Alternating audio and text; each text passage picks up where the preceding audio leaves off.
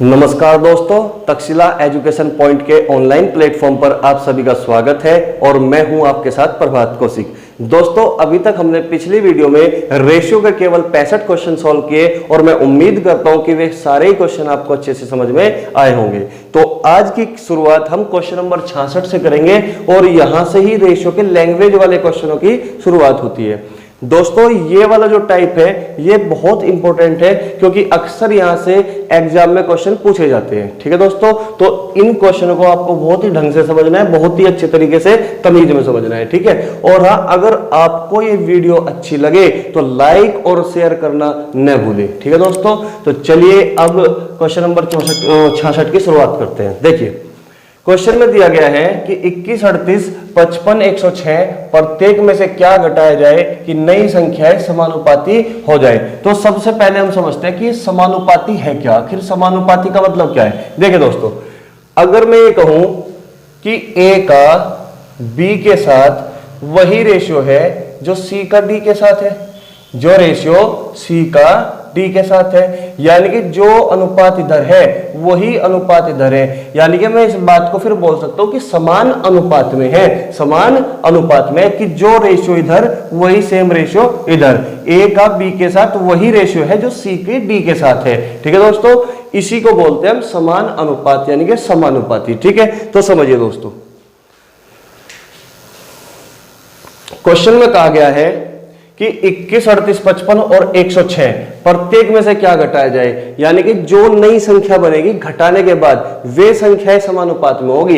इसका मतलब अभी ये दी गई संख्याएं समानुपात में नहीं है, कुछ घटाने के बाद ही नई संख्या जो भी बनेगी वे संख्याएं समानुपात में होगी। देखिए दोस्तों, मैं पहला क्वेश्चन है क्वेश्चन नंबर 66, इसको पूरे डिटेल से समझाता हूं। ठीक है, देखिए, अगर मैं 21 में से भी कुछ घटा दूं यानी कि 21 माइनस एक्स, और 38 में से भी कुछ घटा दूं 38 minus x, ratio 55 minus x, ratio 106 minus x. तो अब मैं ये कह सकता हूं कि 21, 38, 55 और 106 में से x घटाने पर, वो इसमें कहा ना कि क्या घटाया जाए, कि x घटाने पर नई संख्याएं समानुपात हो जाती है। तो इसका मतलब मैं ये कह सकता हूं कि जो रेशियो इसका इसके साथ है अब वही सेम रेशियो इसका इसके साथ है। तो हम इस टाइप के क्वेश्चन को सोल्व करने के लिए हमेशा ऑप्शन की हेल्प लेते हैं। ठीक है दोस्तों, हमेशा ऐसे क्वेश्चन को हम ऑप्शन से बनाते हैं। देखिए, अगर मैं ये कहूं कि पहला ऑप्शन 2 है, अगर आप यहां से 2 घटाओगे, तो 21 में से 2 गए कितना बचा 19, 38 में से 2 गए कितना बचा 36, तो 19/36 इस समानुपात का मतलब है बराबर। 55 में से 2 घटाओगे कितना बचा 53, और 106 में से 2 घटाओगे कितना बचा 104। क्या 19/36 53/104 के बराबर है? आप कहोगे नहीं, तो इसका मतलब ऑप्शन ए गलत है। ठीक है दोस्तों, इसी प्रकार अगर मैं ये कहूं आपको कि आप बी ऑप्शन घटाओ, आप 4 को घटाओ, 4 को, तो जब आप 21 में से 4 घटाओगे तो कितना बचेगा 17, 38 में से 4 घटाओगे तो कितना बचेगा 34, 55 में से 4 घटाओगे कितना बचेगा 51, 106 में से 4 घटाओगे तो कितना बचेगा दोस्तों 102। तो अब 17 एकम 17, 17 दूनी 34, यानी कि 1/2, 17 3 51, 17 छिक्का 102, यानी कि 3 एकम 3, 3 दूनी 6, 1/2। तो यहां से मैं ये कह सकता हूं कि जो रेशियो इधर आया वही सेम रेशियो इधर है, यानी कि left hand side right hand side के इक्वल है। तो इसका मतलब मैं ये कह सकता हूं कि प्रत्येक संख्या में से 4 घटाने पर नई संख्याएं समानुपात में हो जाती है, ठीक है दोस्तों। तो इसका मतलब बी ऑप्शन आपका बिल्कुल सही जवाब है। लेकिन मैं एक दूसरा मेथड भी आपको बताना चाहूंगा। देखिए दोस्तों, दूसरा मेथड क्या है, ये तो था ऑप्शन से हम क्वेश्चन को कैसे सोल्व करते हैं। हमेशा ऐसे क्वेश्चन को हमें ऑप्शन से ही सॉल्व कर रहे हैं। ठीक है, देखिए, अब मैं दूसरा मेथड आपको बताना चाहूंगा। दूसरा मेथड क्या है भाई, हमने प्रत्येक संख्या में से x घटा दिया तभी तो ये संख्या समानुपाती बनी, यानी कि जो रेशियो इधर है वही सेम रेशियो इधर होगा। ठीक है, तो क्या मैं इस बात को इस तरीके से लिख सकता हूं 21 माइनस एक्स बटे 38 माइनस एक्स बराबर 55 माइनस एक्स बटे 106 माइनस एक्स। आप कहोगे सर बिल्कुल लिख सकते हो। अब हम यहां से क्रॉस प्रोडक्ट करेंगे, क्रॉस प्रोडक्ट। और जब हम यहां पे क्रॉस प्रोडक्ट करेंगे तो हमारी कैलकुलेशन बढ़ जाती है, हमारी कैलकुलेशन बहुत ज्यादा टिपिकल हो जाती है। तो इस चीज को हम डायरेक्ट कैलकुलेशन नहीं करते, तो उसके लिए हम एक तरीका यूज करते हैं, एक फॉर्मूला, एक रूल को यूज करेंगे, जिसको मैंने पिछली वीडियो में आपको बताया था, योगांतरानुपात समानुपात नियम, यानी कि componendo dividendo rule. Componendo dividendo rule देखिए वो क्या है। अगर मैं लिखता हूं कि a बटा बी बराबर c बटा डी, यदि a बटा बी बराबर c बटा डी, तो इसी बात को मैं इस तरीके से भी लिख सकता हूं कि a प्लस बी बटा a माइनस बी, कि अंश में मैंने हर को ऐड किया a प्लस बी और अंश में से ही मैंने हर को घटा दिया a माइनस बी। ठीक है, जो एक्शन आप लेफ्ट हैंड साइड में करते हो वही सेम एक्शन अगर राइट हैंड साइड में करोगे तो इसी चीज को कहते हैं, इसी बात को कहते हैं कंपोनेंडो डिविडेंडो रूल। यानी कि सेम एक्शन आप राइट हैंड साइड में करो, c प्लस डी बटे c माइनस डी, तो यही आपका कंपोनेंडो डिविडेंडो रूल है, यही आपका कंपोनेंडो डिविडेंडो रूल है। ठीक है दोस्तों, समझिए, यानी कि जो एक्शन आपने लेफ्ट हैंड साइड में किया a प्लस बी बटा a माइनस बी, वही same action c plus D बटा c minus D, same action आपने राइट हैंड साइड में किया। ठीक है, इसी चीज को हम दूसरे तरीके से भी लिख सकते हैं। अगर मैं ये कहूं कि a बटा बी बराबर c बटा डी, क्या मैं इस बात को इस तरीके से भी लिख सकता हूं कि अगर मैं अंश को छेड़ू ही ना, अंश को ऐसे कैसे लिख दूं, a बटा और हर में से मैं अंश को घटा दूं b माइनस a बराबर जो एक्शन आपने लेफ्ट हैंड साइड में किया वही सेम एक्शन आप राइट हैंड साइड c बटा डी में करोगे। यानी कि c भी ऐसे कैसे लिख दो, c बटा d माइनस सी। तो इस बात को भी हम कंपोनेंडो डिविडेंडो रूल ही कहेंगे। ठीक है, क्योंकि जो एक्शन आप लेफ्ट हैंड साइड में करते हो वही सेम एक्शन आप राइट हैंड साइड में करोगे, इसी को हम कंपोनेंडो डिविडेंडो रूल कहते हैं। ठीक है, अब देखिए दोस्तों मैं इसका यूज इस क्वेश्चन में कैसे करता हूं, देखिए समझिए।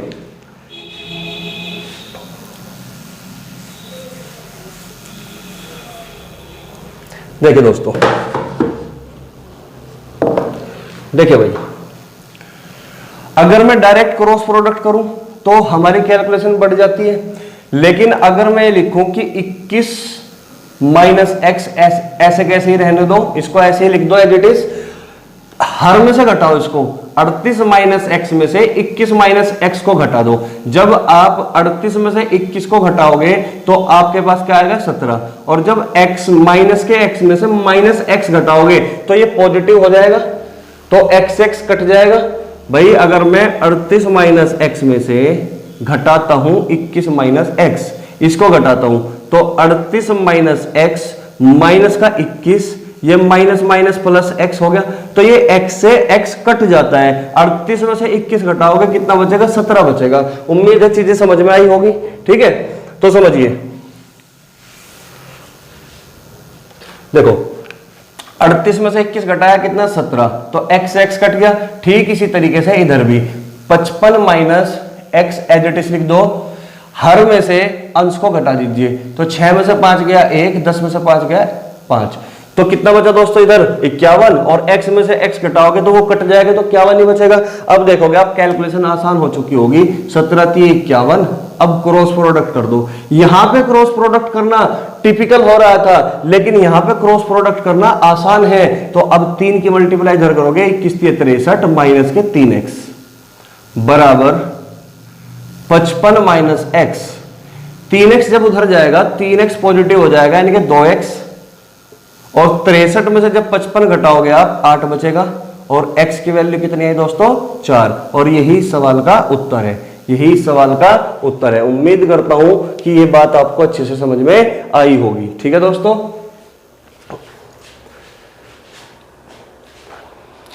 Question number 67। क्वेश्चन नंबर 67 में दिया गया है कि 4, 10, 12, 24 प्रत्येक में से कौन सी संख्या जोड़ी जानी चाहिए जिससे परिणामी संख्याएं समानुपातिक हो जाए। ये भी सेम ऐसे ही क्वेश्चन है, इसमें हमें जोड़ने की बात कही गई, इसमें हमें घटाने की बात कही गई थी। तो देखिए दोस्तों, समझिए इस क्वेश्चन को।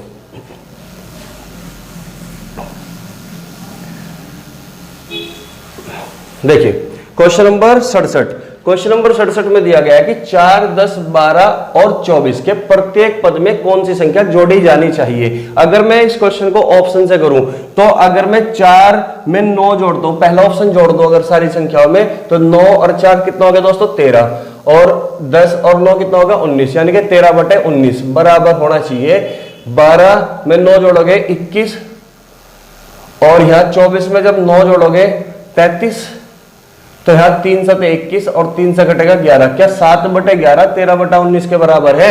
आप कहोगे नहीं, तो इसका मतलब ए ऑप्शन बिल्कुल गलत है, ए ऑप्शन बिल्कुल गलत है। ठीक है, इसी प्रकार अगर मैं बी ऑप्शन को चेक करूं तो 4 और 3 7, यहां पे क्या बनेगा 7, और यहां पे 12 और 3 15, 7 और 15 का कोई तालमेल नहीं होगा। 7 और 15 भाई देखो, 4 में 3 जोड़ोगे 7, 10 में 3 जोड़ोगे कितना 13, बराबर 12 में 3 जोड़ोगे 15, और 24 में 3 जोड़ोगे 27।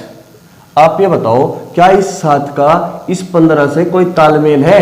क्या इस 7 का इस 15 से कोई तालमेल है? कटे गए नहीं कट सकता। ये 7/13 रेशियो बना और यहाँ 15/27 रेशियो बना, ना ही 13 का इस 27 के साथ कोई तालमेल है। तो इसका मतलब मैं यहां से ही देख लिया था कि 4 और 3 अगर 7 बनता है तो तीसरा नंबर 12 और 3 15 बनेगा, तो 7 और 15 में कोई तालमेल नहीं है, तो इसका मतलब बी ऑप्शन भी गलत होगा। ठीक है दोस्तों, इसी प्रकार अगर मैं सी ऑप्शन को चेक करूं, अगर मैं सी ऑप्शन को चेक करूं तो यहां से देखियो 6 और 4 10, क्या बनेगा ऊपर 10, और यहां क्या बनेगा 12 और 6 कितना हो गया 18 बटे 10 और 6 16, और 24 और 6 कितना 30। आप ये बताइए क्या ये रेशियो बराबर होगा? 2 पंजे 10, 2 अट्ठे 16, यहाँ पे 36 18, 6 पंजे 30, 3/5, क्या है रेशियो बराबर है? आप कहोगे नहीं, तो इसका मतलब ये सी ऑप्शन भी आंसर नहीं हो सकता। इसी प्रकार अगर मैं डी ऑप्शन को चेक करूं, हालांकि 3 ऑप्शन कट चुके हैं, तो इसका मतलब आंसर आपका डी ही होगा, आंसर आपका डी ऑप्शन ही होगा। देखिए 4 + 4 कितना हुआ 8 बटा 10 और 4 कितना 14, बराबर 12 और 4 कितना 16, और 24 और 4 कितना 28। तो आप यहां पे देखोगे 2 से काट दो, 2 चौक 8 और 2 सते 14, बराबर 4 चौक 16 और 4 सते 28। तो आप ये देख रहे होंगे कि लेफ्ट हैंड साइड में जो रेशियो है वही राइट हैंड साइड में रेशियो है, इसका मतलब डी ऑप्शन आपका बिल्कुल करेक्ट जवाब है। ठीक है, लेकिन अगर आप इसको ऑप्शन से नहीं करना चाहते तो आप कैसे करोगे? देखिए क्वेश्चन में कहा गया कि क्या जोड़ा जाए, क्या जोड़ा जाए, तो मैं प्रत्येक संख्याओं में x जोड़ देता हूं कि 4 + x बटा 10 + x बराबर 12 + x बटा 24 + x। प्रत्येक संख्या में x जोड़ने पर संख्याएं समानुपात हो जाती है। ठीक है, लेकिन अगर मैं यहां पे क्रॉस प्रोडक्ट डायरेक्ट कर दूं तो हमारी कैलकुलेशन बढ़ जाती है, तो इसलिए हम यहां पे कंपोनेंडो डिविडेंडो रूल का इस्तेमाल करते हैं। ठीक है, देखिए मैं अंश को एज इट इज लिखता हूं 4 + x, हर में से अंश को घटा दोगे तो 10 में से 4 गए 6 और x कट जाता है, बराबर अंश ऐसे कैसे, जो एक्शन इधर वही सेम एक्शन इधर, 12 + x बटे 24 में से 12 घटाओगे कितना बचेगा 12, और x कट जाएगा। ठीक है, तो 6 दूनी 12। तो आप अब यहां पे क्रॉस प्रोडक्ट कर सकते हो। देखो 2 चौक 8 + 2x बराबर 12 + x, तो 2x में से x घटाओगे x, और 12 में से 8 घटाओगे 4, आंसर आपका 4 है, आंसर आपका 4 है। तो उम्मीद करता हूं कि ये मेथड आप सीख चुके होंगे। ठीक है दोस्तों, कोई ज्यादा बड़ा टफ मेथड नहीं है, आसान सा मेथड है, यहां से ऐसे भी आप क्वेश्चन को सॉल्व कर सकते हो बड़ी आसानी से। ठीक है, तो next question, question number 68, question number 68 समझिए दोस्तों। क्वेश्चन नंबर 68 में दिया गया है कि 103, 135, 110 और 144 में प्रत्येक संख्या में क्या जोड़े, कौन सी संख्या जोड़ी जाए, कौन सी संख्या जोड़ी जानी चाहिए जिसके परिणाम स्वरूप प्राप्त संख्याएं समानुपात में हो, जिसके परिणाम स्वरूप प्राप्त संख्याएं समानुपात में हो। चाहो तो आप ऑप्शन से भी कर सकते हो क्वेश्चन को, चाहो आप इस रूल से भी कर सकते हो क्वेश्चन को, जिस तरीके से मैंने आपको बताया। देखिए अगर मैं इस रूल से करूं तो कैसे करोगे, 103 प्लस एक्स बटा 135 प्लस एक्स बराबर 110 प्लस एक्स बटा 144 प्लस एक्स। यानी कि अगर मैं प्रत्येक संख्या में x जोड़ देता हूं तो ये संख्याएं समानुपात में हो जाती है। ठीक है, तो अब मुझे इस x का मान ही निकालना है, x की वैल्यू ही निकालनी है। तो मुझे डायरेक्ट कंपोनेंट डिविडेंड रूल लगाना है। अंश एज इट इज लिख दो 103 प्लस एक्स, हर में से अंश को घटा दो, 135 में से 103 घटा दो तो कितना बचेगा दोस्तों 32। भाई 135 प्लस एक्स में से 103 प्लस एक्स घटाओगे तो नीचे क्या बचा 32। Same action right hand side में, अंश एज इट इज लिख दो बटे 144 प्लस एक्स में से 110 प्लस एक्स घटाओगे तो एक्स से एक्स कट जाएगा तो यहां कितना बचेगा दोस्तों 34। तो 144 में से 110 घटाया कितना बचा 34। तो यहां से आप 32 को 34 से काट दो, 2 से काट दो, 2 से कटा 16 बार और 2 से कटा ये 17 बार। अब जब क्रॉस प्रोडक्ट करोगे तो अब आपकी कैलकुलेशन आसान हो जाएगी। ठीक है, तो 17 थी 51, 17 एकम 17, 1751 प्लस 17x बराबर 16 की मल्टीप्लाई करोगे तो 6 1760, 16 गुना 110 1760 प्लस 16x। 17x में से 16x घटाओ कितना बचा दोस्तों x। 1760 में से 1751 घटाओ कितना बचा 9। तो आपका जवाब कितना है दोस्तों 9। आपका जवाब आया दोस्तों 9 जो कि सी ऑप्शन है। तो उम्मीद करता हूं ये मेथड आप अच्छे से समझ पाए होंगे। ठीक है, तो समझिए दोस्तों, अगर आप ऑप्शन से करना चाहते हो तो आपको कुछ नहीं करना, प्रत्येक संख्या में आप पहला ऑप्शन 12 चेक कर लो, अगर 12 से नहीं बात बनती तो 15 चेक करोगे, अगर 15 से बात नहीं बनी तो आप 6 से चेक करोगे। देखो अगर 103 में आप 12 जोड़ते हो, 103 में आप 12 जोड़ो कितना हुआ दोस्तों 115, तो यहां पे 115 संख्या, और जब 12 आप 110 में जोड़ोगे तो यहां पे कितना बनेगा दोस्तों आप कहोगे 122। लेकिन 115 में मुझको 23 दिखता है, 23 एक प्राइम नंबर है और 110 में 12 जोड़ने पर 122 बनेगा, तो 23 का उस 122 से कोई तालमेल नहीं है, तो इसका मतलब ए ऑप्शन कैंसिल। ठीक है, इसी तरीके से आप 15 को चेक करोगे, इसी तरीके से आप 6 को चेक करोगे, एक ऑप्शन आपका जरूर सेटिस्फाई करेगा। तो आपको मैंने दोनों ही मेथड आपको बता दिए, चाहो तो आप ऑप्शन से सॉल्व कर सकते हो या फिर चाहो आप इस तरीके से क्वेश्चन को सॉल्व कर सकते हो, वो आपकी मर्जी है। ठीक है दोस्तों, तो नेक्स्ट क्वेश्चन नंबर 69 समझिए।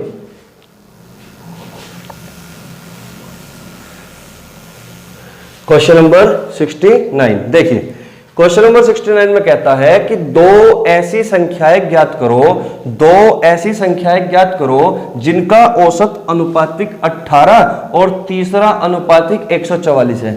औसत अनुपातिक का मतलब है मध्यानुपाती, औसत अनुपात का मतलब क्या है मध्यानुपात, तीसरा अनुपात कितना है 144। तो देखिए दोस्तों, औसत अनुपात आप अच्छे से जानते हो कि वो मध्य अनुपात होता है, और मध्य अनुपात आप अच्छे से जानते हो कि किन्हीं भी दो संख्याओं के प्रोडक्ट का स्क्वायर रूट कर देना ही मध्य अनुपात कहलाता है। ठीक है, किन्हीं भी दो संख्याओं के गुणनफल का वर्गमूल करना क्या कहलाता है मध्य अनुपात कहलाता है। और तृतीय यानी कि तीसरा अनुपात क्या है, तीसरा अनुपात क्या कहलाता है, तीसरा अनुपात का मतलब है किन्हीं भी दो संख्याओं में दूसरी संख्या के स्क्वायर को पहली संख्या से डिवाइड करना क्या कहलाता है, तीसरा अनुपात कहलाता है। ठीक है दोस्तों, तो यहां पे दिया हुआ है कि मध्य अनुपात कितना है दोस्तों, यहां पे दो संख्याओं का 18 है और तीसरा अनुपात कितना है दो संख्याओं का 144 है।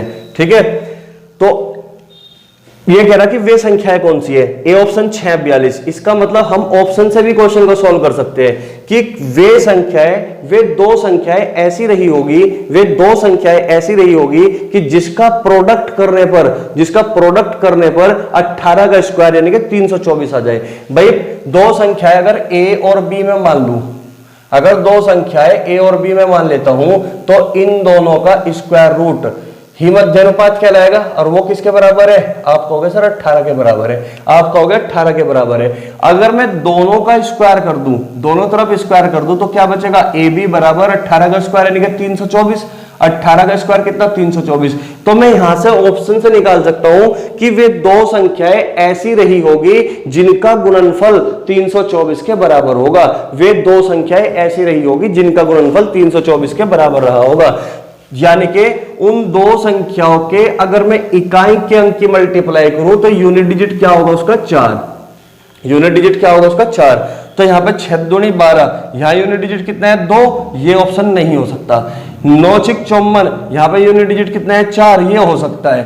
18 3 54, ये तो छोटी संख्या है 324 से। 12 6 72, ये भी छोटी संख्या है। तो आपका ऑप्शन कौन सा, बी ऑप्शन आपका जवाब है। 36 निम्मा 324 होता है, 36 निम्मा 324। तो देखिए यहां पर दिया हुआ है ए बी बराबर 324, ठीक है, 36 निम्मा 324। तो ऑप्शन से उम्मीद करता हूं कि क्वेश्चन समझ में आ चुका होगा। लेकिन मैं अगर इसको कंसेप्ट से बताऊं कि हम इसको सॉल्व कैसे करेंगे तो समझिए दोस्तों। अगर मैं ये कहता हूं कि दो संख्याएं, वे दो संख्याएं ऐसी हैं जिनका प्रोडक्ट के बाद वर्गमूल करने पर वो 18 के बराबर होगा। यानी कि अगर मैं दोनों तरफ का स्क्वायर कर दूं तो ए बी बराबर 18 का स्क्वायर होगा, ए बी बराबर 18 का स्क्वायर होगा कि नहीं। और अगर मैं इनका तीसरा अनुपात की बात करूं तो तीसरा अनुपात क्या होता है कि किन्हीं भी दो संख्याओं में दूसरी संख्या के स्क्वायर को पहली संख्या से भाग देना, दूसरी संख्या के स्क्वायर को पहली संख्या से भाग देना ही तीसरा अनुपात कहलाता है। और तीसरा अनुपात कितना दिया है, 144 दिया है। तीसरा अनुपात कितना दिया है दोस्तों, 144। क्या मैं इस 144 को ऐसे लिख सकता हूं 12 का स्क्वायर? भाई 144 को मैं लिख सकता हूं 12 का स्क्वायर। आप कहोगे सर बिल्कुल लिख सकते हो। ये मैं मान के चलता हूं पहली इक्वेशन है, ये दूसरी इक्वेशन है। अगर मैं इन दोनों इक्वेशन की मल्टीप्लाई कर दूं तो A B into B square बटा ए बराबर 18 का स्क्वायर गुणा 12 का स्क्वायर, यही तो लिखूंगा, 18 का स्क्वायर गुणा 12 का स्क्वायर। अब ये बताइए क्या a से a कैंसिल हो जाएगा? तो b इंटू बी स्क्वायर यानी कि b की पावर 3 बचेगा। भाई b की पावर क्या बचेगा, 3। तो यहां से दोनों इक्वेशन की जब मैंने मल्टीप्लाई की, पहली इक्वेशन की मल्टीप्लाई दूसरे के साथ की, तो इधर क्या बचा, b की पावर 3 बचा। 18 का स्क्वायर गुणा 12 का स्क्वायर, क्या 18 का स्क्वायर गुणा 12 का स्क्वायर को मैं ऐसे नहीं लिख सकता? ऐसे नहीं लिख सकता। आप कहोगे सर बिल्कुल लिख सकते हो कि इसका मतलब 18 का स्क्वायर गुणा 12 का स्क्वायर ये, और 18 का स्क्वायर गुणा 18 गुणा 12 कितना है, 216। 18 गुणा 12 कितना है, 216। 18 गुणा 12 होता है 216, और 216 को मैं लिख सकता हूँ 6 की पावर 3। 216 को क्या लिख सकता हूं मैं, 6 की पावर 3। तो क्या मैं इस बात को b की पावर 3 बराबर 6 का स्क्वायर और इस पूरे की पावर 3 लिख सकता हूं? आप कहोगे सर बिल्कुल लिख सकते हो। तो इसका मतलब 36 की पावर 3, 36 की पावर 3। तो b की पावर 3 बराबर 36 की पावर 3, ठीक है। अगर घात बराबर हो तो आधार भी बराबर हो जाता है, यानी कि b बराबर 36। तो यहां से मुझे ये बात पता चली कि दूसरी संख्या 36 है। दूसरी संख्या क्या है, 36 है। तो एक ही ऑप्शन में दूसरी संख्या 36 थी। इस यहां से ये पता लग जाएगा कि बी ऑप्शन आपका जवाब होगा। अगर दूसरी संख्या b 36 है तो यहां से मैं निकाल सकता हूं a की वैल्यू।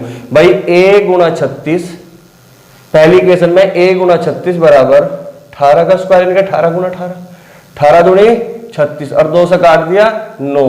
तो a की वैल्यू कितनी आई दोस्तों, 9। तो ये हो गया आपका सॉल्यूशन, ये हो गया आपका सॉल्यूशन। चाहो तो आप सॉल्व करो, चाहो आप ऑप्शन से करो, ठीक है। लेकिन अगर आपको सिलेक्शन लेना है तो इस तरीके से क्वेश्चन बिल्कुल नहीं करना, ठीक है दोस्तों। क्योंकि हमें थोड़ा सा दिमाग ऑप्शन में भी लगाना होता है कि जब दोनों ही संख्या में ऑप्शन में मौजूद दे दी गई, दोनों ही संख्याएं ऑप्शन में दे दी गई, तो हम ऑप्शन से भी तो क्वेश्चन को कर सकते हैं कि वे दो संख्याएं ऐसी रही होगी जिनका प्रोडक्ट 324 के बराबर होगा, और प्रोडक्ट 324 केवल एक ही ऑप्शन दे रहा था, 9 गुणा 36 बराबर 324, ठीक है। तो उम्मीद करता हूं कि ये सारे क्वेश्चन आपको समझ में आ चुके होंगे, चारों क्वेश्चन आपको अच्छे से समझ में आ गए होंगे, ठीक है। तो चलिए फिर next question.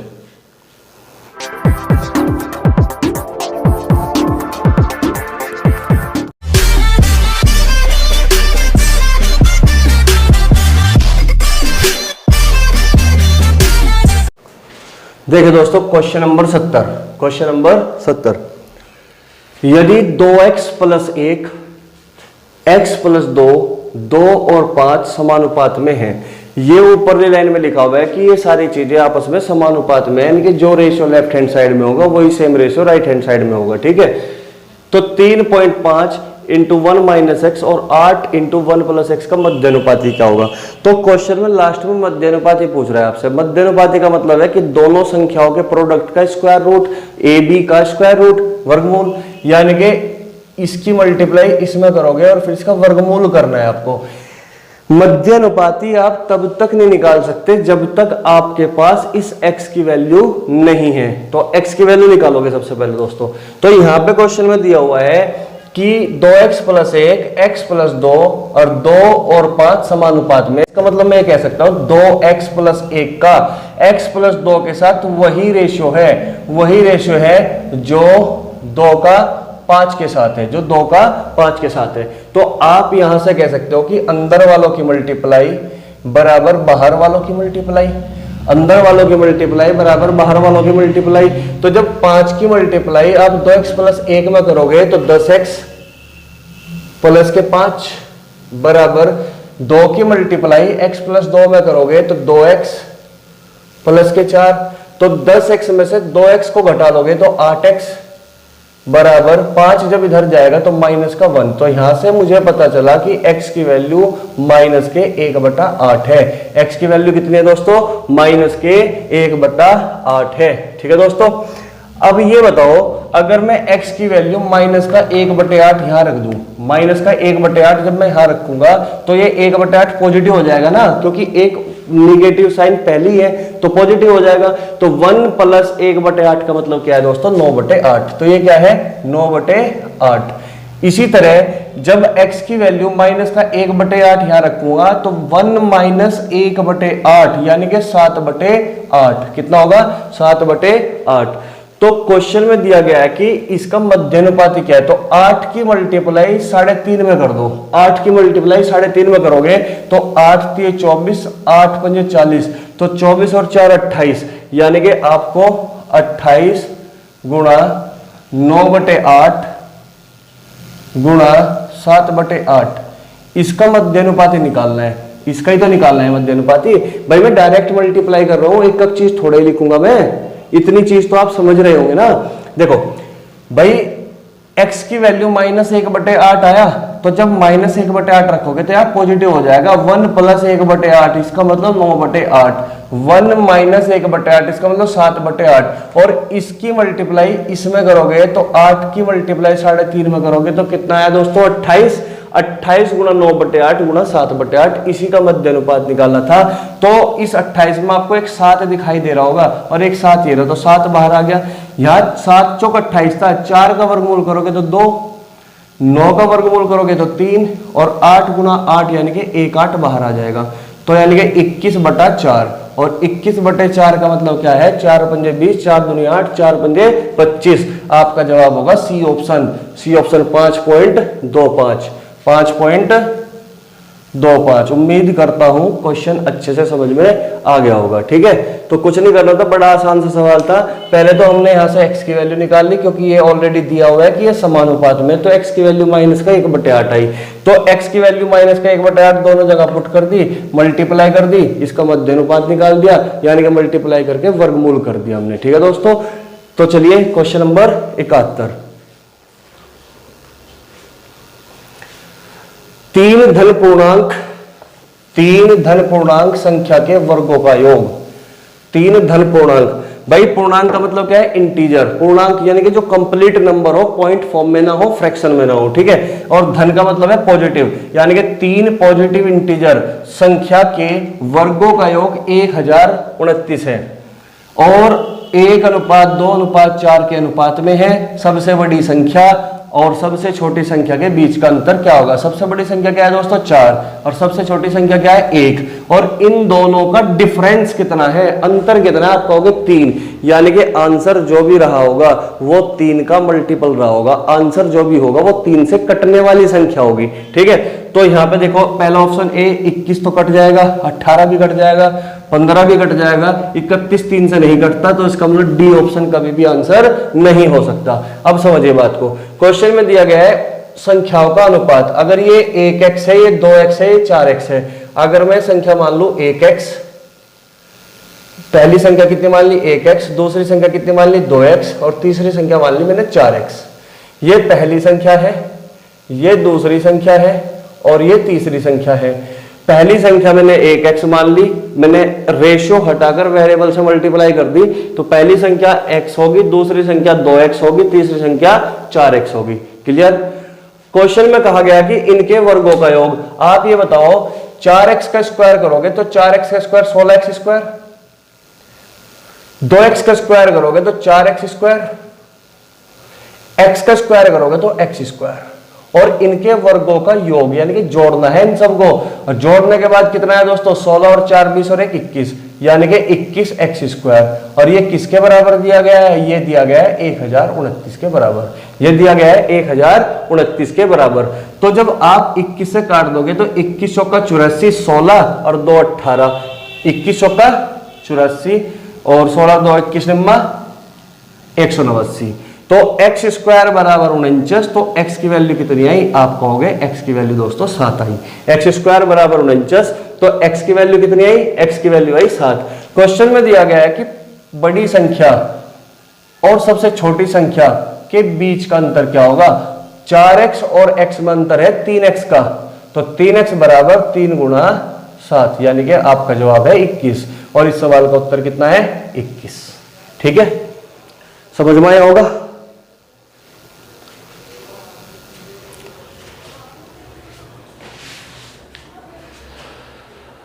Next question, question number 72। देखिए क्वेश्चन नंबर 72, भाई ये क्वेश्चन समझ में आ गया सबके, कुछ नहीं करना था, बड़ा आसान सवाल है। मैंने वेरिएबल से मल्टीप्लाई कर दी, x से मल्टीप्लाई कर दी, तो पहली संख्या x, दूसरी संख्या 2x, तीसरी संख्या 4x, इनके वर्गों का जोड़ दिया हुआ है 1029। तो आप भी वर्गों का योग कर दीजिए। 4x का स्क्वायर 16x स्क्वायर, 2x का स्क्वायर करोगे 4x स्क्वायर, x का स्क्वायर करोगे x स्क्वायर, 21x स्क्वायर बराबर इसके, और x वैल्यू 7 और वैल्यू 4x और x का अंतर कितना 3x, 3x बराबर 21। ठीक है, तो चलिए नेक्स्ट क्वेश्चन। अगर अब भी ना समझ में आए तो वीडियो को रिपीट करके देख लिया करो, तो समझ में आ जाएगा। ठीक है, तो क्वेश्चन नंबर 72 देखिए, यदि x को 23, 39, 32 और 56 में से प्रत्येक से घटाया जाता है तो इस क्रम में प्राप्त संख्याएं समानुपात में हो जाती है, प्राप्त वो समानुपात में है। तो x प्लस 4 और 3x प्लस 1 के बीच मध्य अनुपातिक क्या है, मध्य अनुपातिक क्या है। ठीक है, तो वो आपसे सीधा सीधा ये पूछना चाह रहा है कि x प्लस 4 और 3x प्लस 1 का मध्य अनुपात, और मध्य अनुपात का मतलब है दोनों संख्याओं के प्रोडक्ट को स्क्वायर रूट कर देना है। यानी कि मैं x की वैल्यू तब तक नहीं निकाल, इसकी सॉरी मध्य अनुपाती में तब तक नहीं निकाल सकता जब तक मेरे पास x की वैल्यू ना हो। ठीक है, तो सबसे पहले हम x की वैल्यू निकाल लेंगे और उसके के बाद हम मध्य अनुपाती निकालेंगे। देखो हमारे पास दो रास्ते हैं, एक रास्ता है पूरा सॉल्यूशन कर दीजिए और दूसरा रास्ता है थोड़ा सा दिमाग लगा लो। ठीक है, तो सबसे पहले मैं आपको बताता हूं कि थोड़ा सा दिमाग लगा के हम क्वेश्चन को कैसे सोल्व करते हैं। ठीक है, जब भी इस टाइप का क्वेश्चन होगा तो हम क्या करेंगे। देखिए भाई x की वैल्यू ज्यादा बड़ी तो रही नहीं होगी, जाहिर सी बात है, ये तो 1 से 5 के बीच में रही होगी या 1 से 10 के बीच में रही होगी। तो हम सबसे पहले क्योंकि छोटी वैल्यू पर देखते हैं, और आप जानते हैं कि मध्यानुपाती का मतलब क्या है। मध्यानुपाती का मतलब है कि दो संख्याओं के प्रोडक्ट का क्या करना है, हमें वर्गमूल करना है। और जब मैं दो संख्याओं का प्रोडक्ट करता हूं, तो जाहिर सी बात है वो n स्क्वायर की फॉर्म में बनेगी। दो संख्याओं का प्रोडक्ट जो भी करूंगा मैं, ए बी जो भी बनेगा वो n स्क्वायर की फॉर्म में बनेगा, तभी तो कोई रिजल्ट n निकल के आएगा इंटीजर में, तभी तो एक इंटीजर वैल्यू निकलेगी। तो आप ये देख रहे हो कि यहाँ प्रत्येक ऑप्शन इंटीजर में है, पूर्णांक है। तो इसका मतलब ये हुआ कि x प्लस 4 गुणा 3x प्लस 1 का प्रोडक्ट n स्क्वायर की फॉर्म में बनेगा। ठीक है, n स्क्वायर की फॉर्म में बनेगा। हो सकता है कि x प्लस 4 भी n स्क्वायर की फॉर्म में रहा हो और 3x प्लस 1 भी एक n स्क्वायर की फॉर्म में रहा हो, या फिर इन दोनों का प्रोडक्ट n स्क्वायर की फॉर्म में बन जाए, यानी कि वर्ग की फॉर्म में बन जाए, तभी तो उसका वर्गमूल होगा एक इंटीजर। ठीक है, तो समझिए दोस्तों, तो मैं इसमें वैल्यू पुट करके देखता हूं 1 से लेकर। अगर मैं 1 रखूं तो 4 और 1 5, 3 और 1 4, 4 पंजे 20 n स्क्वायर की फॉर्म में नहीं बनता। अगर मैं 2 रखता हूं, 4 और 2 6 और 3 दूनी 6 और 1 7, 7 और 6 42, 7 6 42 भी n स्क्वायर की फॉर्म में नहीं है। अगर मैं x की वैल्यू 3 रखता हूं तो 3 और 4 7, और यहां पे रखता हूं मैं 3 3 और 1 10, 10 गुणा 7 70, 70 n स्क्वायर की फॉर्म में नहीं है। अगर मैं रखता हूं यहां पे 4 और 4 8, 4 3 12 और 1 13, तो 13 गुणा 8 क्या n स्क्वायर की फॉर्म में? आप कहोगे नहीं, 13 104 n स्क्वायर की फॉर्म में नहीं है। अगर मैं 5 रख दूं तो 5 और 4 9, 5 × 15 और 1 16। आप ये कहोगे कि ये भी खुद n स्क्वायर की फॉर्म में आया और ये भी खुद n स्क्वायर की फॉर्म में आया, 16 निम्मा 144 भी n स्क्वायर की फॉर्म में आया, तो इसका मतलब x की वैल्यू 5 हो सकती है। अभी कंफर्म नहीं हुई कि x की वैल्यू 5 ही होगी, x की वैल्यू 5 हो भी सकती है और नहीं भी। ये हमें पता कहां से चलेगा? ये हमें पता चलेगा कि क्या x की वैल्यू वाकई में 5 है। अगर मैं यहां पे प्रत्येक संख्या में से 5 घटा दूं, 5 घटा दूं, तो 5 घटाने के बाद ये नई संख्या जो भी बनेगी समानुपात में होनी चाहिए। देखिए 23 में से अगर मैं 5 घटाता हूं तो आप कहोगे सर 18 आ जाएगा। 39 में से अगर मैं 5 घटाता हूं तो आप कहोगे 34 आ जाएगा। 32 में से अगर मैं 5 घटाऊं तो 27 और 56 में से 5 घटाऊं तो 51। तो यहां पे ये रेशियो समान होना चाहिए 5 घटाने के बाद। तो आप ये देखोगे कि मैं अगर 2 से काट दूं 2 9 18 और 2 से काट दूं 17 बराबर, यहां पे अगर मैं 3 से काट दूं 3 27, 3 से काट दो 3 17 बार कटेगा। तो क्या ये अनुपात इस अनुपात के बराबर है? आप कहोगे सर बिल्कुल अनुपात के बराबर है। इसका मतलब ये कंफर्म हो चुका कि x की वैल्यू 5 है। x की वैल्यू क्या है दोस्तों? 5। तो 5 और 4 9 और 3 5 15 और 1 16 और इसका वर्गमूल 16 निम्मा 144 और 144 का वर्गमूल क्या है? 12। तो इस सवाल का उत्तर दोस्तों 12। उम्मीद करता हूं कि इस तरीके से सोचकर आप अपने क्वेश्चन को सॉल्व कर सकते हो। ठीक है, अगर आपको इस तरीके से नहीं करना क्वेश्चन को तो मैं तरीका पूरा बता देता हूं। ठीक है, समझिए क्या तरीका है फिर वो। देखिए दोस्तों, ये कह रहा है क्वेश्चन में कि प्रत्येक संख्या में से मैं x घटा दूं, यानी कि 23 में से भी x घटा दो बटा 39 माइनस x बराबर 32 माइनस x बटे 56 माइनस x। अगर मैं सीधा क्रॉस प्रोडक्ट कर दूं तो हमारी कैलकुलेशन बहुत टफ हो जाएगी, बढ़ जाएगी कैलकुलेशन। तो मैंने ऐसे क्वेश्चन को सॉल्व करने के लिए आपको एक तरीका बताया कि हम कंपोनेंट डिविडेंड रूल लगा सकते हैं। तो कंपोनेंट डिविडेंड रूल कैसे लगाना है? अंश को एज इट इज लिख दीजिए, 23 माइनस एक्स बटे 39 माइनस एक्स में से इसको घटाओगे तो 9 में से 3 गए 6, यहां नीचे क्या बचा 16, क्योंकि x minus plus x cut जाएगा ना भाई, ये पॉजिटिव x हो जाएगा, ये माइनस तो कट जाता है। ठीक है, तो 32 माइनस एक्स, जो एक्शन आपने इधर किया वही सेम एक्शन इधर करो। 56 में से 32 घटाओ तो आप कहोगे सर ये 24 आ जाएगा। 6 में से 2 गए 4, 5 में से 3 गए 2। ठीक है, तो यहां से कैलकुलेशन आसान हो जाती है ऐसा करने से। 8 दूनी 16, 8 3 24, क्रॉस प्रोडक्ट अब कर दो। ठीक है, 23 3 69 माइनस के 3x बराबर 32 दूनी 64 माइनस के 2x। जब 3x इधर जाएगा तो पॉजिटिव 3x हो जाएगा, तो क्या बचेगा x। 69 में से 64 घटाओगे क्या बचेगा 5। तो यहां से मैं डायरेक्ट x की वैल्यू 5 निकाल सकता हूं। डायरेक्ट x की वैल्यू क्या निकाल सकता हूं मैं? यहां से 5 निकाल सकता हूं। ठीक है, अब हमें कुछ नहीं करना, हमें जस्ट इसका मध्यानुपात निकालना है, यानी कि x + 4 और 3x + 1 इसका निकालना है हमें मध्यानुपात। और x की वैल्यू क्या है दोस्तों? 5। 5 और 4 9 और 5 3 15 और 1 16, 16 निम्मा 144, इसका मतलब आपका जवाब 12। ये पूरा सॉल्यूशन मैंने आपको दे दिया। हालांकि ये सॉल्यूशन ज्यादा लेंथी नहीं है, इसमें भी ज्यादा से ज्यादा आप 30 या 35 सेकंड में इस क्वेश्चन को पूरे को इस तरीके से भी सॉल्व कर सकते हो। ठीक है, लेकिन आपकी जो स्पीड होगी वो फास्ट होनी चाहिए। ठीक है, तरीका मैंने आपको बता दिया कि कैलकुलेशन को हम आसान कैसे करते हैं। ठीक है, तो उम्मीद करता हूं क्वेश्चन नंबर 72 अच्छे से समझ में आ गया होगा। तो चलिए दोस्तों क्वेश्चन नंबर 73 पे चलते हैं। क्वेश्चन नंबर 73,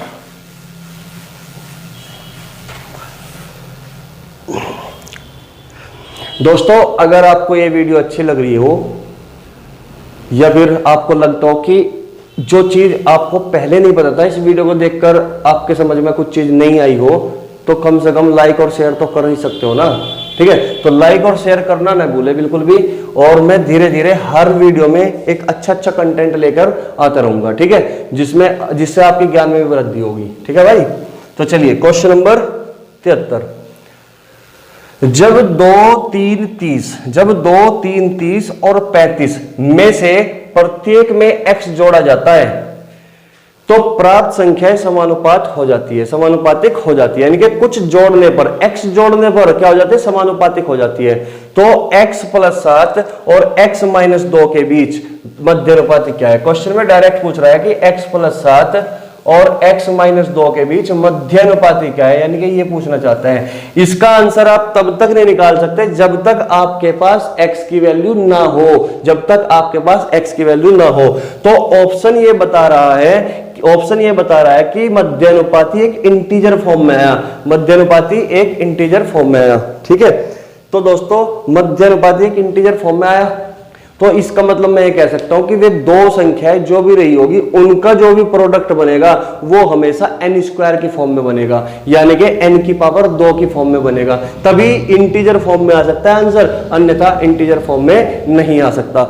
इसका मतलब मैं ये कह सकता हूं कि x की वैल्यू या तो 1 से 10 के बीच में या फिर 1 से 5 के बीच में रही होगी। ठीक है, तो हम वैल्यू पुट करके देखते हैं। सबसे पहले वैल्यू पुट करके, अगर मैं x की वैल्यू 1 लूं तो 7 और 1 8, ये तो निगेटिव हो जाएगा भाई, 8 - 1 तो निगेटिव हो जाएगा, x की वैल्यू 1 पे ये हो जाएगा निगेटिव, तो 1 तो है नहीं। अगर मैं 2 ले लूं तो 7 और 2 9, 2 - 2 0, ये 0 हो जाएगा, तो ये 2 भी नहीं हो सकती। अगर मैं 3 ले लूं, 7 और 3 10, 3 में से 2 गया 1, 10 × 1, ये n² की फॉर्म में नहीं बनता। अगर मैं 4 ले लूं, 7 और 4 11, 4 में से 2 गए 2, 11 दूनी 22 भी n² की फॉर्म में नहीं बनता, 11 दूनी 22 भी n² की फॉर्म में नहीं बनता। अगर मैं 5 ले लूं तो 7 और 5 12, 5 में से 2 गए 3, 12 3 36, क्या 36 n² की फॉर्म में बन चुका? आप कहोगे सर बिल्कुल बन चुका।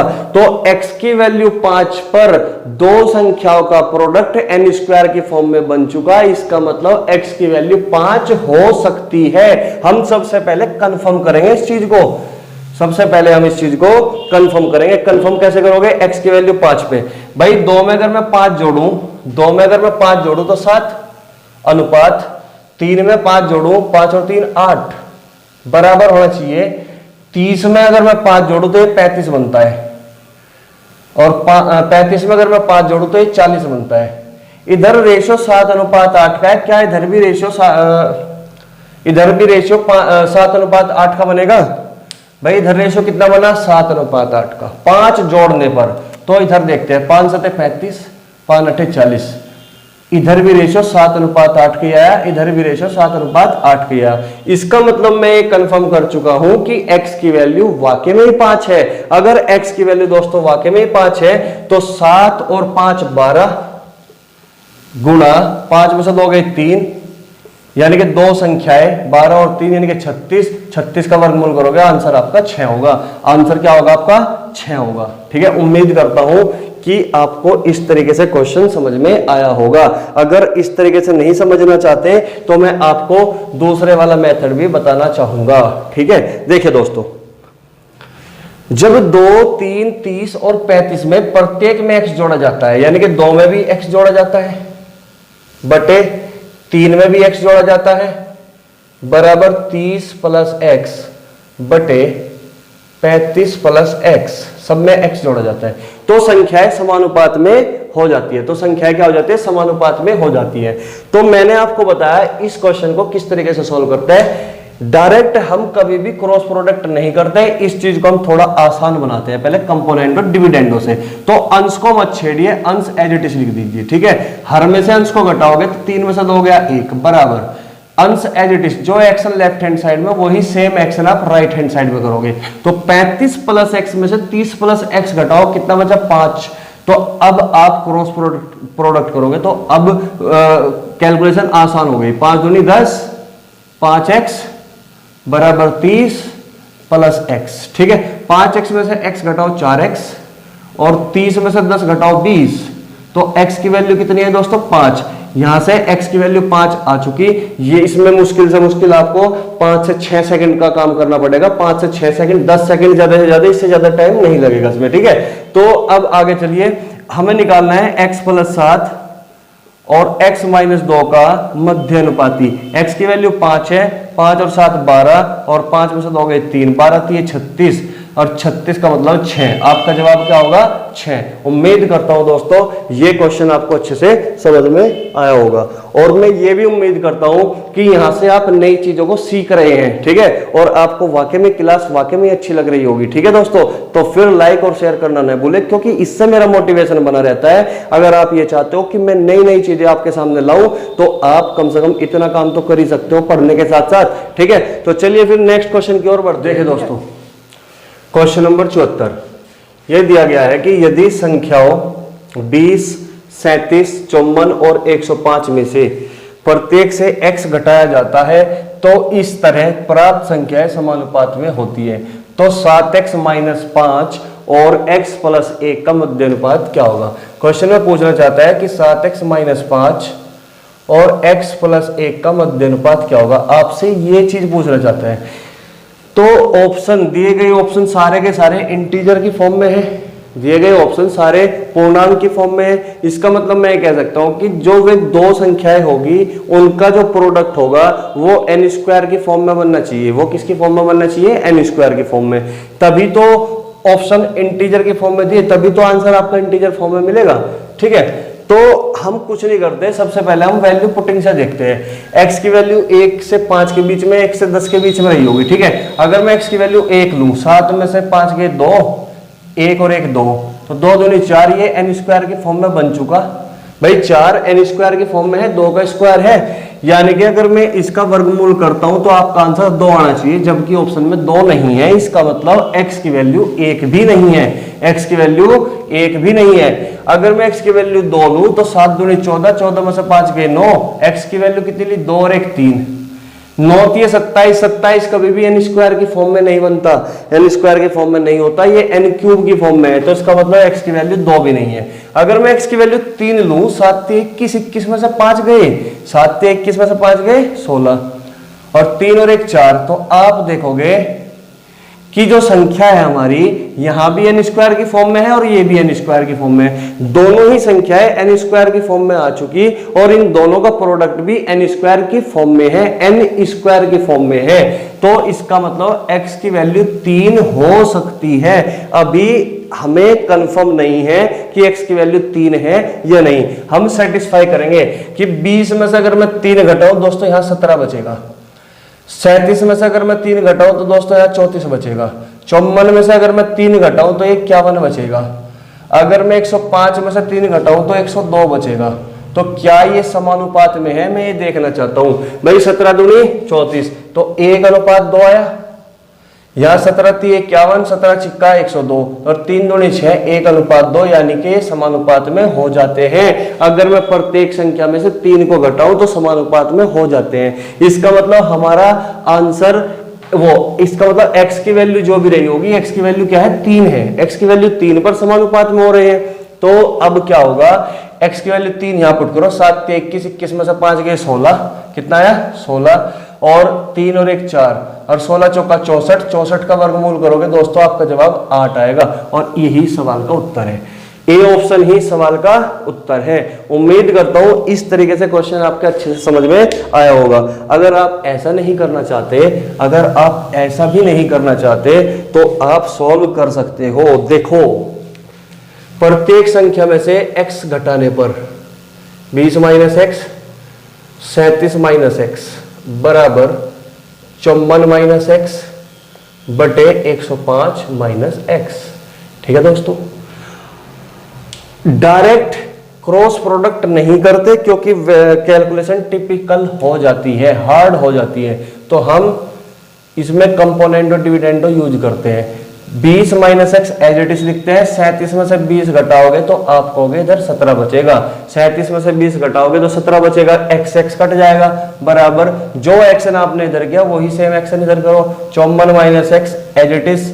105 में से 54 घटाओगे तो 10 में से 5 गए 5, यानी कि 51, और x से x कट जाएगा तो 17 3 51, क्रॉस प्रोडक्ट 3 दूनी 6, 20 3 60 - 3x बराबर 54 - x।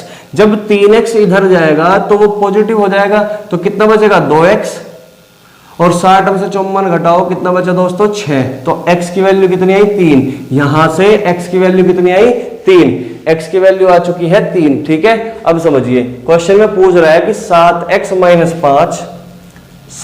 माइनस 5 और x प्लस 1 का मध्य अनुपाती क्या होगा। तो आपको कुछ नहीं करना, x की वैल्यू 3 पुट कर दो, 7 21 में से 5 गए 16 और x की वैल्यू 3 3 और 1 4, 16 चौका 64, 64 का मतलब है 8, तो आपका जवाब हुआ 8। ठीक है, समझ में आया। Next question, question number 75। देखिए दोस्तों क्वेश्चन नंबर 75, क्वेश्चन नंबर 75 को समझिए।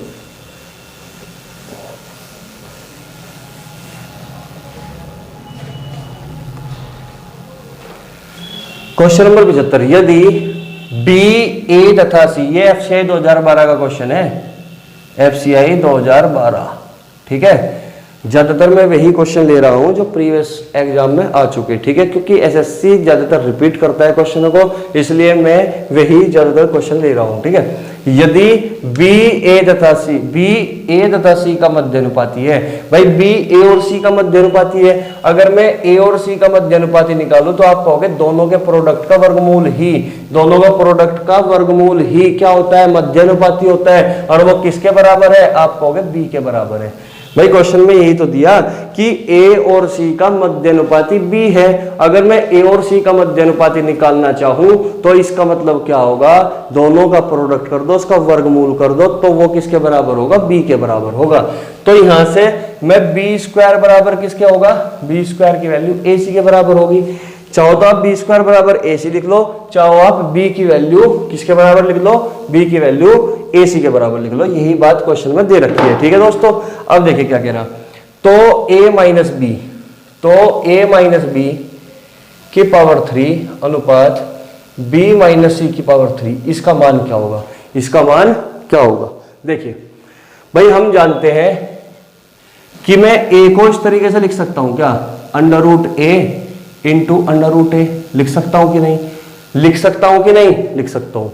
सी को मैं इस तरीके से लिख सकता हूं क्या, अंडर रूट सी इंटू अंडर रूट सी, आप कहोगे बिल्कुल सर लिख सकते हैं। ठीक है, अगर मैं इस बी की वैल्यू यहां पे पुट कर दूं अंडर रूट में, क्योंकि अंडर रूट ए सी का जो मतलब है, अंडर रूट ए सी को मैं ऐसे भी तो लिख सकता हूं, under root A under root सी, ऐसे भी तो लिख सकता हूं, आप कहोगे सर बिल्कुल लिख सकते हो। तो समझिए बात को, तो समझिए बात को, बी की जगह मैंने क्या कर दिया, पुट अंडर रूट ए सी पुट कर दिया।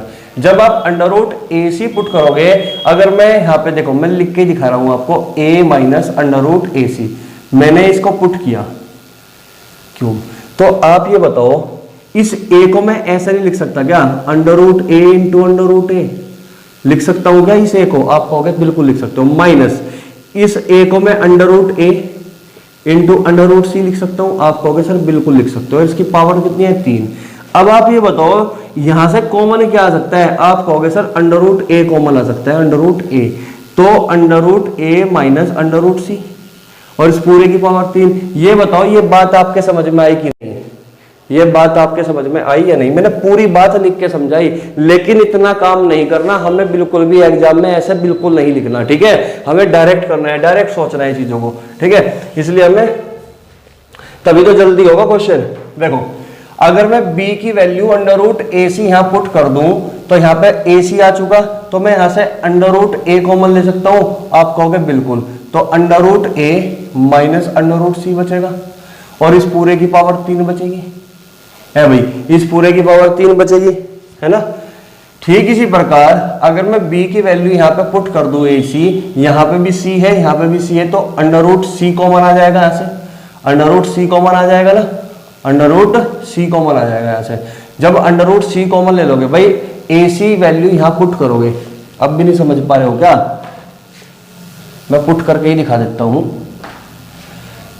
a माइनस बी की वैल्यू रखो पुट ए सी रख दो, इस पूरे की पावर 3, b की वैल्यू रख दो ए सी, अंडर रूट ए सी माइनस सी, उस पूरे की पावर 3।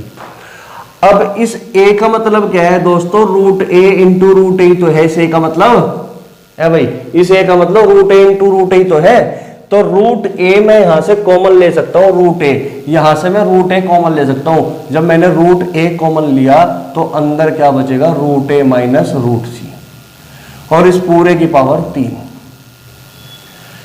अब यहां पे इस c का मतलब है रूट सी इंटू रूट सी, इस c का मतलब यानी कि c इधर भी है, c इधर भी है, तो मैं यहां से रूट सी कॉमन ले सकता हूं। और जब मैं रूट सी कॉमन लूंगा, जब मैं रूट सी कॉमन लूंगा तो अंदर क्या बचेगा दोस्तों, रूट ए माइनस रूट सी, और उस पूरे की पावर क्या बचेगी, 3।